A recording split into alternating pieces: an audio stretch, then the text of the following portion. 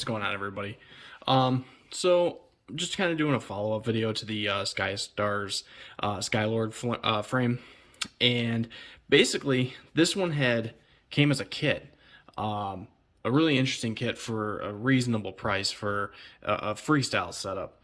Now I was kind of leery to get this kit. It was from getfpv. Mainly the reason is because everything was built by Skystars, and I had no experience with them. From what I can find out, it's a relatively new company. They only make bits and pieces here and there as far as flight controllers. But for this kit, it came with everything as far as the frame, the motors, and your electronics.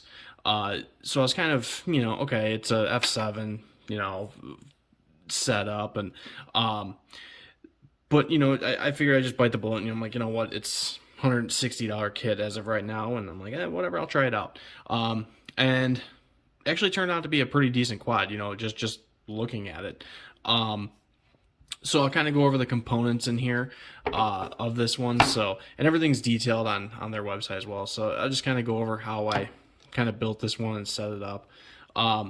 So with this flight controller, it's a very interesting setup. It's almost like this Star or Ninja Shuriken type setup, but it's it's an F7 flight controller, so it does support DJI. Some interesting components on here. Let me see if I find something to poke at it. You have everything on here, and then you get this card, which basically lays out all of the components on here. So from here, they show you that it's running the STM32 F722. The sensor's an MPU 6000. It's running Betaflight. It has a barometer on it, but I just kind of save this just in case I had to get back in here and lay out some things. Very, very tiny soldering points. So I wouldn't say this is necessarily a beginner if you're going to build it, just because these solder pads are super tiny.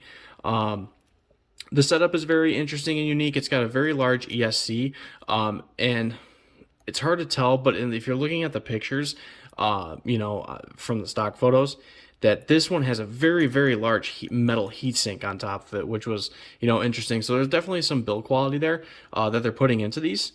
Does have these LEDs on here that are basically an RGB, so when you turn it on, it just kind of rotates colors. But other than that, it's very simple. I have the camera wired in up here.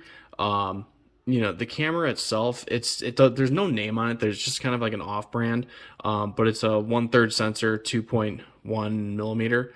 I do have the, what is this? This is the R81 from Radio Master.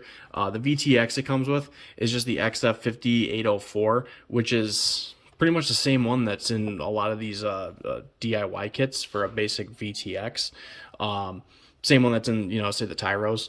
But yeah, this setup is pretty interesting. I would say, for the price, if you're looking to get into, a DIY build, it's kind of a beginner to intermediate. So if you have soldering experience, like I said, these pads are quite tiny. The frame itself is easy to work with. You got plenty of room to work with everything here. They supply you all the components as far as the TPU. They do offer it as well with the arms under the motors. I just didn't put them on. But yeah, that's just kind of an overview of how I have it soldered up here. But yeah, these three pads here are basically going to the camera. These three are running back to the stock VTX, and then these three here are running to the receiver. So there's a lot of other components you can put on here as far as a GPS. Like I said, you can run the DJI system with it. There's a lot of things you can do with it. You put beepers, buzzers, add on more LEDs. It did come with LEDs for the arms. I'm not a big fan of flashing, lighting drones, but it gives you certainly a lot of options for this one. So yeah, I mean, if you guys have any questions on this one, certainly let me know. But yeah, I just want to do a quick overview and first kind of look at this new one. I don't know if they're going to be discontinuous or just stop selling it from GetFPV. But yeah, if you guys are interested, like I said, it flies great. I will put some flight footage I did when I was testing out the run cam. On this, I did end up taking a pretty big spill and landing in a pile of logs at a pretty reasonable speed. And the only thing it did was bend a prop. So, oh, the one more thing is just the motors. That was the other thing I was worried about too. You know, with the cheaper motors, these things are actually pretty nice. I mean, they're good build quality. They do have titanium shafts. I forget which bearings are that they actually use in them. The pictures really didn't do justice, but I mean, it's a pretty solid looking motor. Definitely very entry level, but you know, a solid motor for what you get with this kit. So yeah, if you guys have any questions, you know, feel free, certainly reach out, and yeah, I'll be posting some more.